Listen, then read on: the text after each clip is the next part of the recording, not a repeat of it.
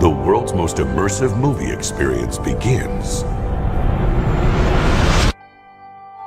now. Hop, on a envoyé. Oh là là, le bruit avec.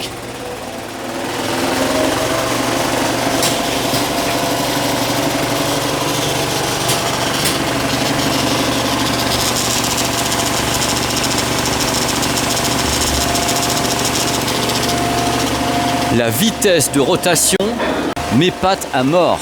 C'est du délire.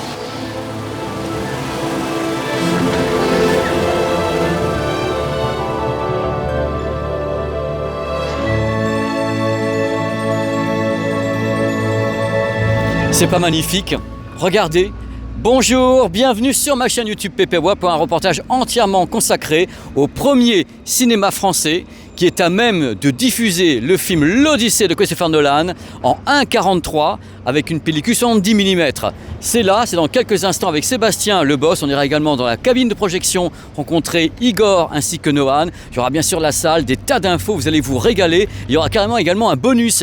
On ira également faire un tour du côté de la salle IMAX de Londres, la salle historique et donc le plus grand cinéma londonien qui s'appelle le BFI IMAX.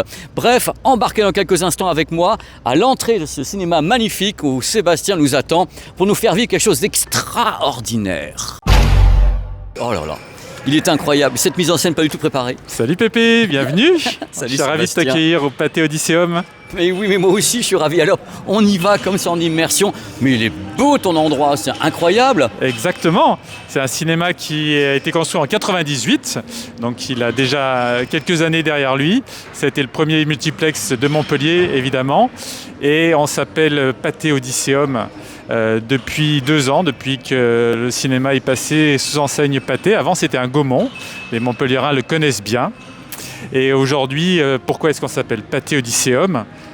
C'est parce qu'on est dans la zone commerciale Odysseum. Donc c'était plus facile pour identifier déjà le cinéma, même si tous les Montpelliérains à plusieurs kilomètres aux alentours connaissent très bien ce cinéma. Alors, tu fais bien de débunker dès le début. On va avancer un petit peu, comme ça tu vas passer en double cam avec moi de ce côté-là.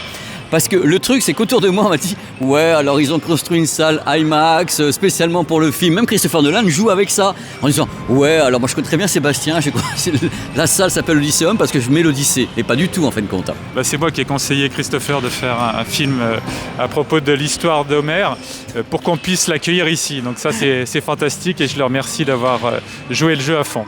Il est trop fort, Sébastien est trop fort. Alors moi j'ai besoin de savoir, cette salle où on va aller faire ce reportage a été créée il y a combien de temps? C'est une salle qui a quoi, 10 ans, 15 ans? Elle a été créée il y a combien de temps? Alors la salle IMAX en elle-même, elle a été créée dès le départ, dès 98, et on l'a relookée en juin 2016. C'est-à-dire que le fantastique écran dont tout le monde parle et qui a fait que ce cinéma a été choisi pour accueillir un projecteur 70 mm que je te fais découvrir dans quelques minutes. Et dans sa configuration actuelle, la salle elle a été rénovée en octobre 2025 avec des jolis fauteuils, une capacité un petit peu abaissée, mais un confort de projection qui est inégalé. Donc tu es à combien? 250, 300 personnes à peu près? 220 fauteuils, exactement. 220 fauteuils donc par séance. Alors pour que les gens sachent quand ils verront cette vidéo, s'ils ont envie, ils sont dans les parages ou veulent prendre un train pour venir, un inouï, pour venir voir ce spectacle inouï, tu commences à quelle heure le matin toi? On commence à 9h45 pour les séances de Nolan jusqu'à 21h et on fait des spéciales journées à partir de 9h15 jusqu'à minuit 15. Car et oui, même à minuit 15, les salles sont pleines.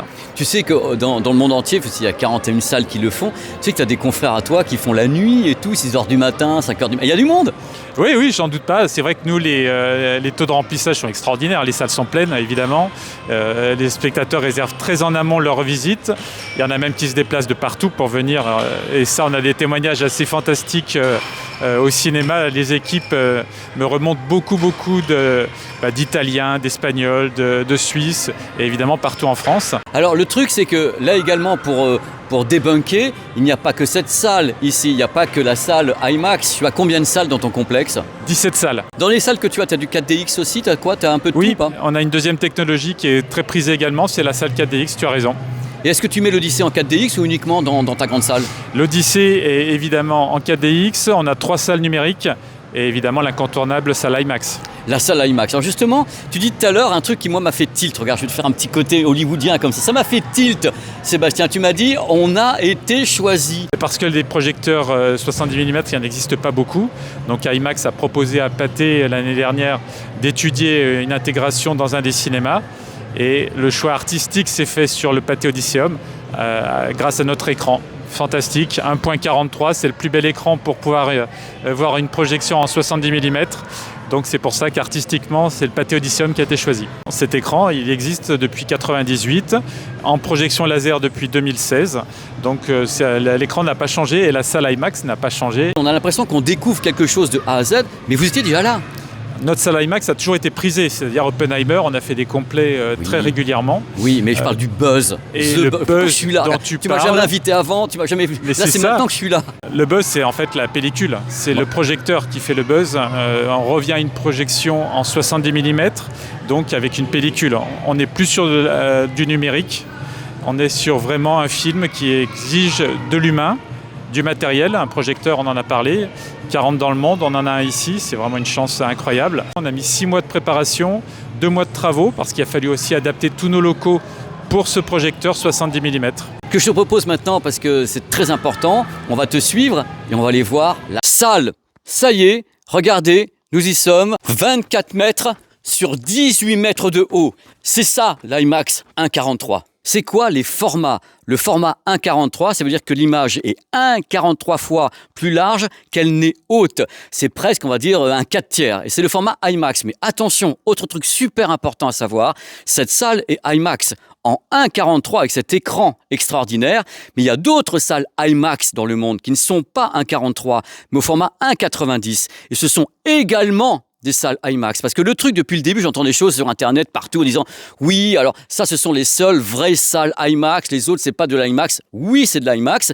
Les autres, les centaines d'autres, sont des salles IMAX avec du 1.90 avec une projection laser 4K. Là, l'avantage qu'on a ici, dans cette salle unique en France, c'est tout simple. C'est que Christopher Nolan a tourné son film avec une pellicule 110 mm au format 1.43. C'est le maximum de ce qu'on peut avoir avec ce type d'image, donc IMAX, donc c'est image maximum. On ne peut pas aller au-delà. Petit détour sur le stand IMAX au CES de Las Vegas avec cette caméra tout à fait particulière parce qu'elle a une grosse histoire, cette caméra IMAX.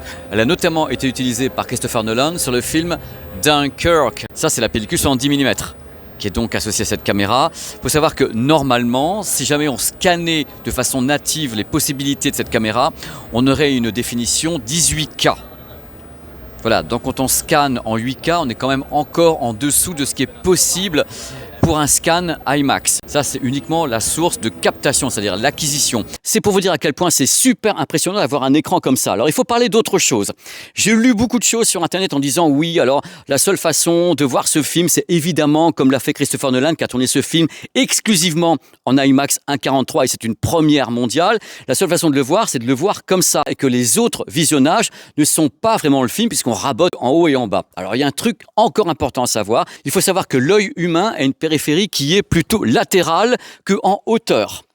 Donc nous, on voit en largeur. C'est pour ça qu'il y a le cinémascope.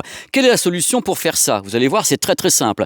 Si on a une salle qui est en 1.43, la seule solution pour que justement notre vision humaine soit englobée, c'est d'avoir l'écran le plus large possible. Donc du 1.43 super large, mais dans ce cas-là, le problème, parce que c'en est un, il faut l'écran le plus haut possible pour avoir le ratio d'image 1.43. Ce qui signifie que ces salles, qui sont rares, il n'y en a que 4 en Europe, doivent avoir une hauteur de plafond dingue, voire un dôme, parce que c'est la seule façon de caler à la fois la vision horizontale et la vision verticale. Moi, j'ai dit un truc, quelquefois, qui est un petit peu con, que je dis à mes potes, l'IMAX 1.43 a été créé pour Superman. Pourquoi? Parce qu'il part du sol vers le ciel et il décolle. C'est parfait, justement, pour le décollage de Superman, parce que ça fonctionne en largeur et en hauteur.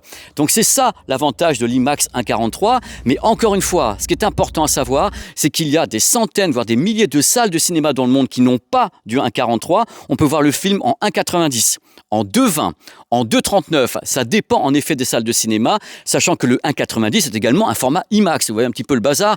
Mais le truc qu'il faut vous gardiez en mémoire, en général, même Christopher Nolan, quand il filme en 1,43. Il pense en effet avec l'image en haut et en bas, mais il pense également à ce qui se passe au centre, parce que tout se passe au centre de notre vision. Quand on regarde un acteur, on va surtout détailler ses yeux, sa bouche, à la limite qu'il ait des cheveux, pas des cheveux, qu'il ait un casque à pointe ou un truc comme ça. Nous, on focalise, l'être humain focalise souvent au centre. Donc Nolan a en effet tourné en 1,43, mais a également pensé son film pour tout ce qui n'est pas 1,43, qui permet de le voir. Le seul problème, c'est que pour les séquences les plus impressionnantes, tant qu'avec les géants et autres, ils sont en effet coupés. Mais il y a un truc important quand même, parce que je reviens tout de suite là-dessus, parce que l'IMAX, ça fait un moment que je suis sur le sujet. On peut considérer que quand on est ici, on va avoir une vision donc qui est la vision horizontale. Et à la base, concernant notre vision humaine, où on voit moins ce qui est en haut que sur les côtés, le reste, c'est un accompagnement. Le haut et le bas est un accompagnement de ce qu'on voit au centre. Et dans les salles qui ne sont pas 1,43, on a en effet pas le haut, pas le bas, et on garde le principal, donc le centre. Mais le truc important avec l'IMAX 1,43, avec des films tournés en IMAX 1,43, c'est que toutes les scènes les plus impressionnantes qui prennent la totalité de l'image vont exploser. Parce que ces scènes-là qui sont importantes. C'est pour ça qu'il y a des films qui sont hybrides, qui sont à la fois tournés en scope et en IMAX, comme les Batman. Les Batman, vous avez le Batman, il est devant vous, hop, c'est du cinémascope. On passe sur les plans carrément de Gotham City, vous n'avez plus les barres, vous passez en IMAX. C'est vraiment un format extraordinaire pour toutes les scènes d'action, les scènes les plus hautes, les plus larges, mais encore une fois, on peut avoir un visionnage et voir le film malgré tout, même si vous n'êtes pas ici. Mais évidemment, moi je vous conseille d'essayer de le voir de la façon dont Nolan l'a tourné et pensé. Cette version, donc 1,43. Voilà. En tout cas, c'est ici que ça se passe. Hein. Sinon, vous avez d'autres versions. Alors là, c'est le truc que j'attends parce que c'est bien, on parle des salles, on parle de tout ça. Je crois que les gens ne se rendent pas compte de ce qu'est un projecteur IMAX. Et justement, on va avoir la chance, grâce à toi, Sébastien, un des hommes les plus connus actuellement du paysage français, de rencontrer le projectionniste. Il y a un truc important, Sébastien, c'est que le produit que tu vas nous montrer maintenant, donc ce projecteur IMAX, est-ce qu'on peut parler d'un produit qui est quelquefois, les gens le disent et je le dis quelquefois, un produit musée? Parce qu'à la base, on n'en fabrique plus. Exactement. C'est pour ça que ça fait la rareté de cette projection, c'est qu'il existe une quarantaine de projecteurs dans le monde et qu'il n'y a plus de fabrication. Voilà, et avant qu'on voit le projecteur, le monsieur, le projectionniste, si jamais il y a un problème de maintenance, un produit qui tombe en panne, est-ce qu'il y a encore des techniciens capables de réparer ce projecteur, sachant qu'il en reste 41 dans le monde et que IMAX a annoncé, nous on aime beaucoup les projecteurs IMAX, mais on n'en fabrique plus. IMAX est capable d'avoir un support pour nous en cas de souci. Et puis les 8 techniciens de Montpellier qu'on a formés exprès pour cette projection 70 mm peuvent être sur des petites réparations capables aussi d'intervenir. Ça c'est génial, parce que je crois qu'ils ont formé 70 ingénieurs, techniciens dans le monde pour justement les projections de Nolan, parce que sinon c'était un peu compliqué. C'est incroyable de se retrouver dans un tel endroit. Vous êtes dans l'antre. Vous êtes dans l'antre de l'antre. Non, non. Alors les monstres. Mais c'est là, ouf. On a le bonheur d'avoir nos 2 projecteurs laser 4K qui sont donc en place depuis juillet 2016, date de l'ouverture, comme je l'ai dit tout à l'heure, de la salle IMAX. C'est magnifique. On va y aller. Je crois que les gens sont en pleine hallucination parce qu'il fallait vraiment voir ça et on voit la pellicule. Oh, mais moi je suis content. Alors Sébastien, franchement, tu fais plaisir aux gens. Je veux dire, vraiment, c'est goldé.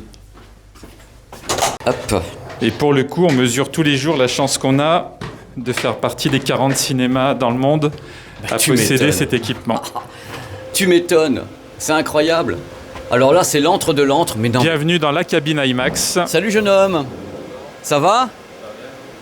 Alors voilà, je préfère me figer devant parce que là, c'est carrément comme un chien à l'arrêt qui aurait flairé une proie. Regardez-moi cette merveille. On sent quand même un côté un peu... Quand on le voit, il a un design un peu old school. Moi, je suis habitué aux cabines, justement, des produits numériques avec les Barco, les Christie. Donc là, il y a vraiment une différence incroyable. Donc ce projecteur vient d'où, Sébastien ? Il a été proposé à pâter par IMAX. Donc c'est IMAX qui l'avait sans doute soit dans son stock, soit qu'il l'a récupéré. Ça, c'est fou. C'est l'idée vraiment d'avoir des produits qui sont à nouveau sous les feux de la rampe grâce à Christopher Nolan. Et c'est incroyable. C'est pour ça que les gens veulent voir ça, parce qu'ils ont quand même chose. Il y a une nostalgie qui est autour de ça, au niveau de l'argentique et de ça.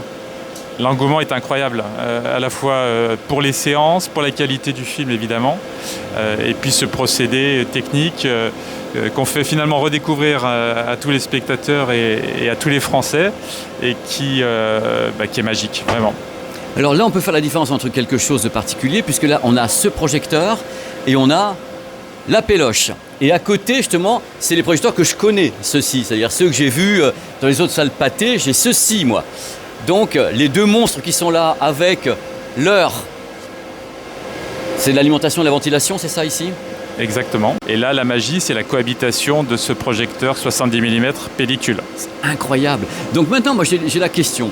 Tu sais, l'engouement qui est autour de ta salle est tout à fait normal, c'est logique. Pour les gens, c'est une découverte totale. Est-ce que tu vas le garder ? Je le garde, Oh ! tout à fait. C'est trop bien, je prends mon abonnement avec le TGV Inouï pour venir te voir. Alors justement, tu me dis que tu vas le garder, Sébastien, ma question est tout autre. Tu sais que Nolan a plein de films avec des séquences IMAX. Est-ce que tu vas par exemple rediffuser Interstellar, Batman Oui, non, peut-être C'est un travail qu'on est en train de faire avec le service programmation de Pathé pour essayer de trouver les copies existantes dans le monde, puisque là on a cette dimension-là désormais, et pour essayer d'avoir des projections qui prolongent cet engouement et la passion du cinéma. Alors le truc c'est qu'il y a une fenêtre toujours pour un film, donc peut-être que vous allez dépasser la fenêtre de projection en France et continuer avec l'expérience IMAX pendant que d'autres cinémas l'auront peut-être plus en salle. C'est ça, c'est les spectateurs qui vont le décider. Plus ils réservent, plus on gardera le film longtemps. Eh ben, je peux te garantir qu'à mon avis, prépare-toi à faire tout le mois de septembre, parce que j'étais faire un tour avant de venir te voir. J'étais à Londres, au BFI IMAX, et c'est plein jusqu'au 12 septembre. Il n'y a plus de place. Ça m'étonne pas, nous on est proche de ce taux de remplissage. Tu vois ? Regarde. Salut Igor. Salut. Ça va ? Oui. Alors là, Igor, explique-nous ce que tu fais, parce que c'est carrément du délire. C'est un truc qu'on faisait plus depuis des années, ça. C'est ça, c'est ça. Et ben là, on va charger le projecteur pour la séance de 9h45. Donc, on part du plateau qui a reçu la copie hier soir, qui va devenir le plateau débiteur. Et on va remonter et venir charger le film et pour venir le remettre sur le plateau supérieur qui va devenir le plateau récepteur. Voilà. Moi j'ai une question à te poser qui est importante puisque d'après ce que je sais techniquement, on ne pouvait pas dépasser les 3 heures avec une pellicule IMAX, c'est vrai ? C'est ça. Et là, on est à 2h57. Donc il ne nous reste plus beaucoup de marge pour ajouter la pellicule. Donc effectivement, les 3 heures, le film aura dépassé les 3 heures. On a été obligé d'avoir 2 plateaux, de faire un entracte. Un entracte voilà. Entre les deux. Ouais. Donc alors, ça c'est la pellicule qui a été diffusée hier soir et le réceptacle est donc au-dessus. Ouais, donc tu as combien de séances par jour toi Igor ? Ouais, ça c'est variable entre 3 et 5. Igor, j'ai une question. Oui. Pour ton métier que j'admire et que je respecte, c'est la première fois que tu bosses avec ce type de système, ce type de pellicule ? Oui. Moi je suis un vieux projectionniste du 35 mm.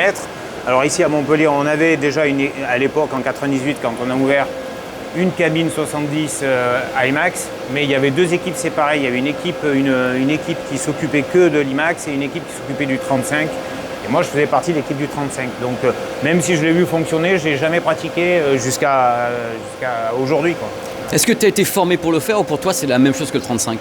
Il y a beaucoup de similitudes. Ce qui change essentiellement, c'est la largeur de la pellicule, mais ça, c'est pas un gros problème.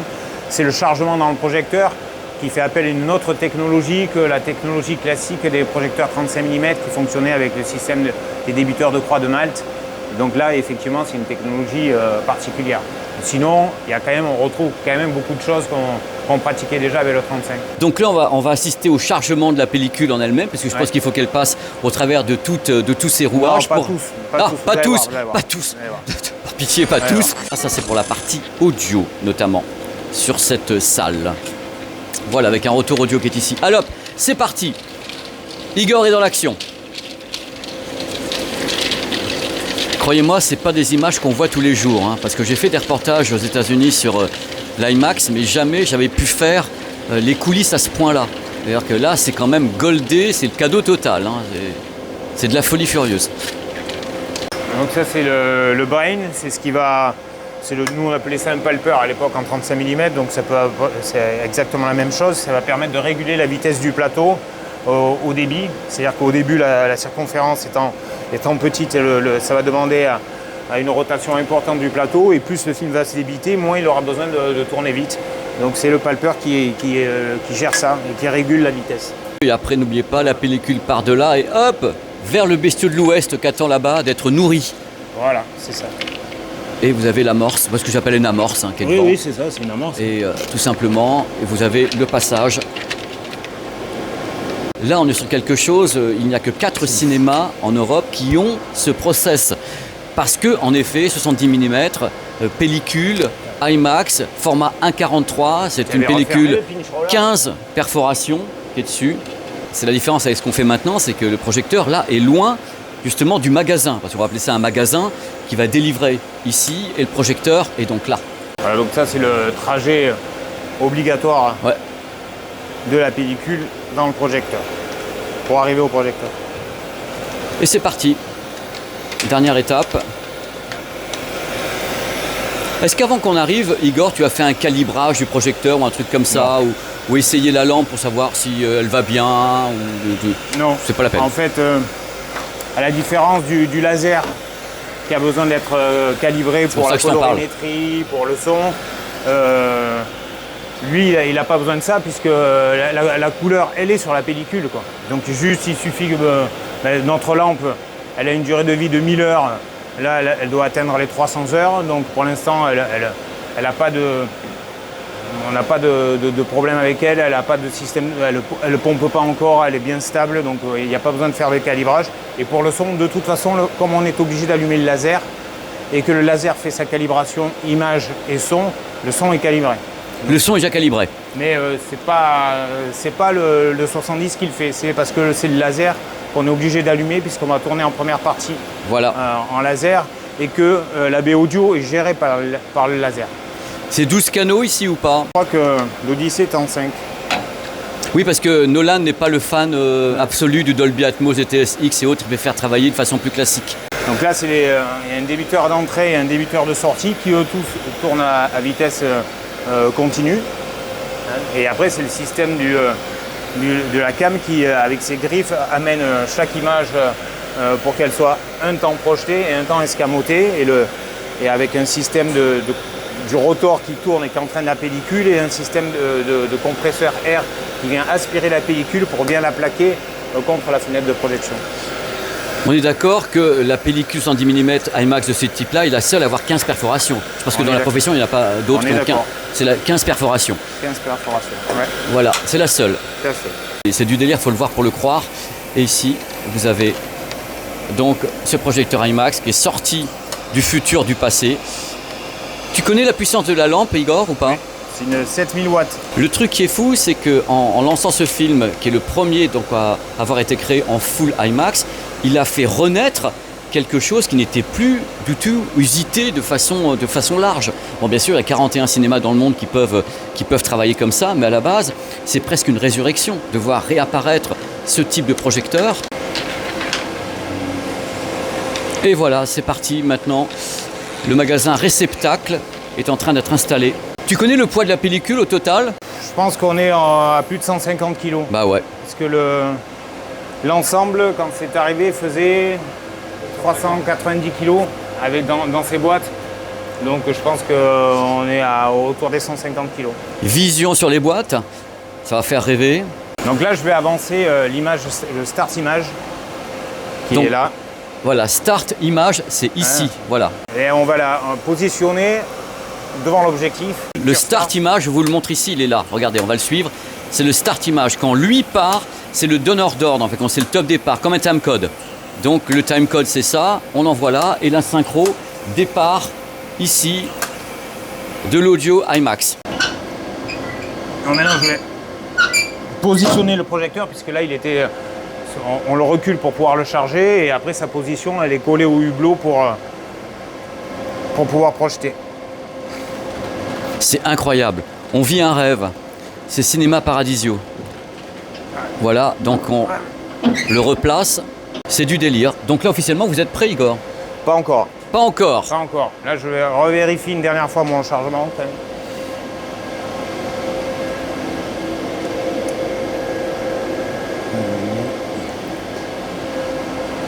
T'as vérifié, Lohan, derrière moi?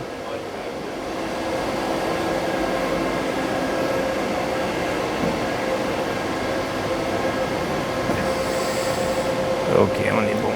Donc le projecteur, Voilà, Igor, tu le manipules électroniquement avec la baie qui est ici. On démarre d'ici et ça permet de synchroniser à la fois le son qui est géré par ce F-Pack et l'image. Quelle est cette chose, Igor? Ça, c'est le vidéoprojecteur qui génère les sous-titres. Donc on a l'image, les sous-titres à part synchronisés, et les sons synchronisés. Donc c'est le fruit de 3 flux différents quelque part. Mais c'est le F-Pack là qui gère le son, qui synchronise le vidéoprojecteur pour les sous-titres. Donc à la limite, on pourrait faire la séance sans les sous-titres, c'est à volonté. Bah, s'il plante les sous-titres, on aura une VO intégrale. Quel bonheur, mais la VO intégrale, mais les gens sont contents quand même. Vous pouviez pas être plus dans les coulisses que dans les coulisses là. Je veux dire là, c'est le moment de folie avec une séance qui démarre dans très très peu de temps. Donc le projecteur est prêt, il est chargé, on va donc s'assurer de la synchro son et la synchro avec les sous-titres. Je pense que les gens dans la salle savent qu'ils vont vivre un événement absolument incroyable, mais ne se doutent pas de toute la mécanique qui est derrière pour obtenir ce résultat. C'est ça qui est fou, c'est que les gens ne se rendent pas compte que le projecteur est peut-être si gros, que la pellicule est énorme, qu'il y a une telle distance entre les deux, qu'il y a ce chemin, ce train d'images qui arrive ici. Les gens ne se doutent pas de tout ça. Et c'est la magie totale de l'IMAX 70 mm. Et c'est pour ça que aussi peu de salles sont capables de le faire, vu que quand même on est entre la projection et les images de musée quand même. Là, parce que ces produits viennent de très très loin. On est prêt. Ready to go? Ready, toujours. Igor, j'ai une question. Je te vois là dans ton antre incroyable, avec les projecteurs derrière toi. Tu as de l'IMAX, tu as du laser. Alors, en VO, c'est la pellicule. En VO, c'est la pellicule. Ouais. Et si moi je veux voir le film L'Odyssée de Mr. Nolan, en VF, j'ai quoi? Bah, vous avez la même chose, mais en numérique et en version française. Voilà. En fait, l'image, que ce soit sur le 70 ou sur le laser, c'est la même. Nous, on a la même, puisque de toute façon, Nolan ayant filmé son film en 65 mm, le transfert numérique correspond exactement à ce qu'il a filmé. Donc, vu que nous, on a l'écran qui correspond au format choisi par Nolan, 1,43. que ce soit en 70 ou en laser, on a la même image à l'écran. La différence, c'est que vous n'avez pas la même colorimétrie. En laser, c'est juste la position de pixels. Là, on est sur une image complète et réelle de l'argentique. Voilà, tu as vraiment l'argentique, donc l'image chimique d'un côté. Plus chaude, moins froide, voilà, moins flashy peut-être, moins impressionnante de prime abord, mais plus chaude. Donc les gens ont l'option, et cette salle a cette option d'avoir soit de l'IMAX 1,43 en laser ou bien l'IMAX 1,43 en pellicule, selon votre propre choix. Donc cette salle n'est pas verrouillée pellicule ou voilà. Moi j'ai pensé que l'IMAX ici était en 1,90, donc vous avez du 1,43, ce qu'on appelle le DCP 1,43. C'est pour ça qu'on a été choisi, c'est pour la spécificité de notre écran. La dimension de notre écran qui a fait que Pathé et IMAX ont choisi Montpellier pour installer ce 70 mm. Bah, c'est ce qu'il fallait dire. C'est pas pour mes beaux yeux. Mais dis-toi ça fait du bien au moral. Donc le truc, c'est que là, on a le choix des armes pour un résultat qui est bon dans les deux cas, mais avec la spécificité que Nolan a filmé en pellicule. Donc bien sûr, moi je serais vous, je mettrais une caméra ici avec le retour de la cabine à l'entrée du cinéma pour que les gens voient bien ce qui se passe. Alors le truc important concernant cette cabine qui est gigantesque, c'est qu'avant, elle abritait des projecteurs 3D, donc il en fallait 2.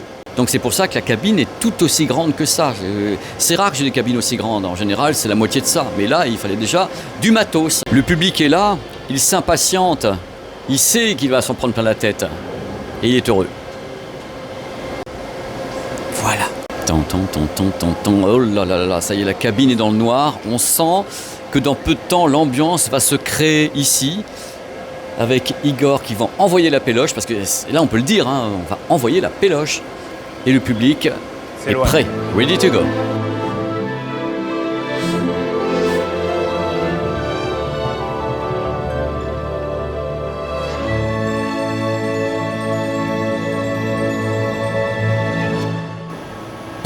Hop, on a envoyé. Oh là là, le bruit avec.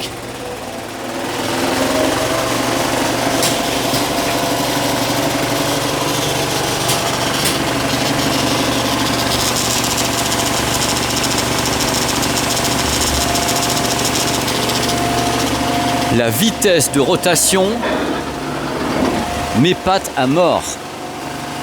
C'est du délire.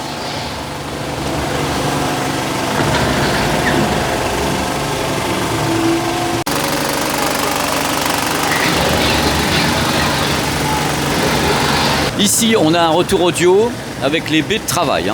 Donc on a un contrôle permanent, tous les amplis, tous les canaux, tout est contrôlé depuis ici, évidemment.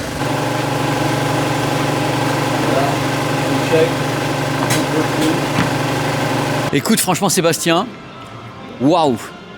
Un grand plaisir de vous avoir accueilli et de t'avoir présenté tout ça. C'est du délire parce que là tu tiens quelque chose à la fois pour les cinéphiles convaincus qui vont venir parce que c'est Nolan et parce que le film est tout de même assez exceptionnel.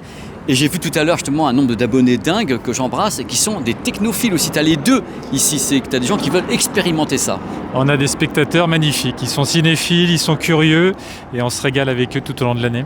Et ce qui est dingue, c'est que là, tu as des technophiles qui viennent voir une pellicule balancée par un projecteur qui a 50 ans et qui a été tournée par un réalisateur de génie qui remet le cinéma argentique en lumière. C'est ça, dingue, dingue. C'est un bonheur et encore une fois on mesure tous les jours la chance qu'on a d'avoir à la fois ces spectateurs-là et puis en ce moment cette salle IMAX 70 mm. Alors tu sais, les gens maintenant ils veulent savoir un truc, maintenant qu'ils sont habitués à cet endroit, qu'on a fait la vidéo et tout. Tu as d'autres films qui sont prévus dans cette salle? Bien sûr, on a surtout Dune 3 en fin d'année, on donne rendez-vous à tout le monde à partir du 18 décembre. Et je crois qu'il y a la bande-annonce avant de Dune 3 qui est balancée justement en 70 mm déjà. Exactement, 4 minutes de 70 mm offerts par Denis Villeneuve. C'est génial. Merci encore Sébastien, c'était un régal d'être avec toi. Et on embrasse également Igor et Lohan nous avoir aidés à la cabine de projection. C'était vraiment un plaisir partagé. Allez, ciao. Merci monsieur et à bientôt, surtout. Allez, ciao.